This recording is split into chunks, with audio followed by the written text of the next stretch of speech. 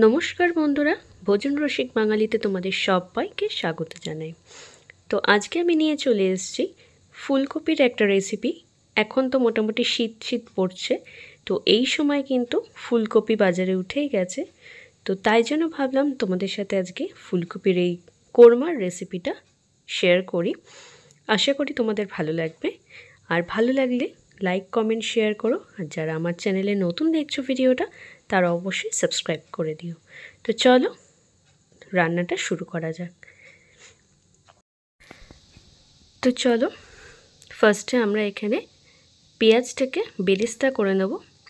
তো দেখো পেঁয়াজটা আমি কিরম পাতলা পাতলা করে কেটে নিয়েছি, এইভাবে আমি বেরেস্তাটা করে নেব।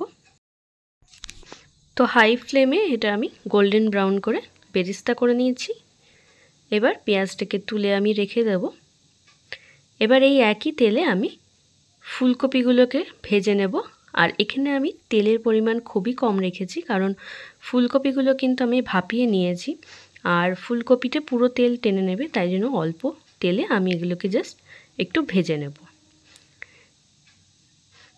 আর ফুলকপি সবসময় তোমরা একটু ভাপিয়ে জলটা ফেলে দেবে। আর এখানে আমি ভাজার সময় নুন দিয়ে দিলাম।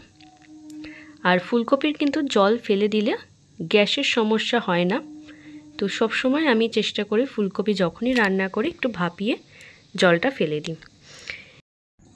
তো এখানে গোটা গরম মশলা, শুকনো লঙ্কা ফোড়ন দিয়ে নিয়েছি।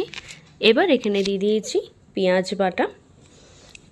এখানে আমি দুটো মিডিয়াম সাইজের পেঁয়াজ কিন্তু ব্যবহার করেছি।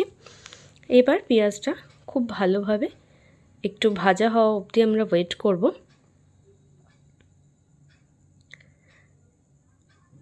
তো মিডিয়াম টু লোতে আমি এটা একটু ভেজে নিচ্ছি। হাই ফ্লেমে ভাজবে না, তাহলে পুড়ে যেতে পারে। তো দেখো এবার এর মধ্যে আমি রসুন আর কাঁচা লঙ্কা একসাথে বেটে রেখেছিলাম, সেটা দিয়ে দিলাম। দেন এটা একটু ভালো করে আর একটু ভাজা হলে এবার আমি এর মধ্যে দিয়ে দিলাম আদা বাটা।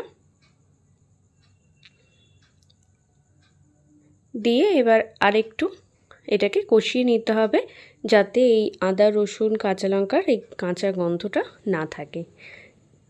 ততক্ষণ আমরা এটাকে খুব ভালো করে ফ্রাইটা করে নেব।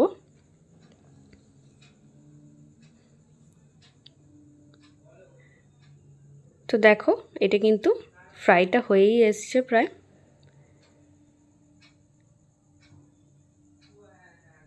এইবার আমি এর মধ্যে দেখো ফ্রাই হয়ে গেছে যেহেতু, এবার এর মধ্যে আমি একটু কালারের জন্য অ্যাড করেছি কাশ্মীরি শুকনো লঙ্কার গুঁড়ো। তোমরা চাইলে এটা নাও দিতে পারো, কিন্তু এটা না দিলে একদম পুরো সাদা সাদা লাগে, যেটা দেখতে ভালো লাগে না। তাই জন্য আমি এখানে একটু কাশ্মীরি শুকনো লঙ্কার গুঁড়োটা ইউজ করেছি। এখানে কিন্তু আমি আর অন্য কোনো মশলা দিচ্ছি না, মানে জিরে ধনে বেসিক মশলা কিন্তু কিছু অ্যাড করছি না। এবার এর মধ্যে আমি একটু কাজু বাদাম আর চাল মগজ একসাথে বেটে রেখেছিলাম, সেইটা দিয়ে দিলাম। আর এই সময় কিন্তু গ্যাসের ফ্লেম একদম লো রাখবে, কারণ বাদাম যেহেতু রয়েছে এটা কিন্তু ছিটকাবে আর তলায় লেগে যেতে পারে যদি ফ্লেমটা বাড়ানো থাকে। তাই জন্য কিন্তু সব সময় চেষ্টা করবে একদম লো ফ্লেমে এটা করার। তো দেখো তেলটা উঠে গেছে। এবার আমি এর মধ্যে দিয়ে দিলাম একটু চিনি আর দিয়ে দিলাম নুন। এইসব রান্নাতে কিন্তু একটু চিনি দিতেই হয়, আর আমি যে কোনো রান্নাতেই চিনিটা ইউজ করি। আমার মনে হয় তাতে টেস্টটা খুব সুন্দরভাবে ব্যালেন্স হয়। তো দেখো খুব সুন্দরভাবে তেল উঠে গেছে। এবার আমি এখানে অ্যাড করলাম একটু টক দই, 2 চামচের মতো টক দই আমি এখানে অ্যাড করেছি, তার থেকে বেশি নয়। এবার আমি ফুলকপিটা দিয়ে দিলাম। এবার ফুলকপিটা দিয়ে আমি একটু কষাবো, যাতে ফুলকপির গায়ে মশলাগুলো খুব ভালো করে লেগে যায়। কারণ ফুলকপিতে না যতই মশলা দেওয়া হোক মনে হয় যেন মশলাটা কম পড়ে গেছে। তাই জন্য ফুলকপিটা দিয়ে যদি একবার কষিয়ে নেওয়া যায় তাহলে কিন্তু খুব ভালো হয়। এবার আমি এর মধ্যে দিয়ে দিলাম একটু দুধ আর অল্প একটু জল।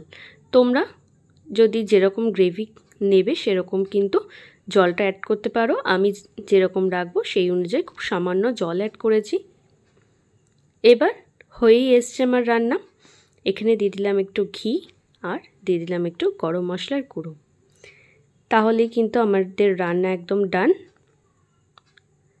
এবার দিয়ে দিলাম পেঁয়াজের বেরেস্তাটা। ব্যাস সব কিছু মিশিয়ে নিলেই আমাদের ফুলকপির কোরমা একদম রেডি হয়ে যাবে। তো চলো এবার সার্ভ করে নিই। তো দেখতেই পাচ্ছ দেখতে কতটা লোভনীয় হয়েছে, এটা কিন্তু খেতেও ঠিক ততটাই লোভনীয় হবে। তোমরা অবশ্যই বাড়িতে একবার ট্রাই করো, আর ট্রাই করে আমাকে জানিও কেমন কি লাগলো। তো ভালো লাগলে লাইক কমেন্ট শেয়ার করো, আর যারা নতুন অবশ্যই সাবস্ক্রাইব করে আমার পাশে থেকো। আর তোমাদেরকে আর একটা কথা বলি, রানী রাসুইতে নতুন নতুন মেনু কিন্তু অ্যাড হচ্ছে, তোমরা অবশ্যই অর্ডার করো জোম্যাটো ম্যাজিক পিনে।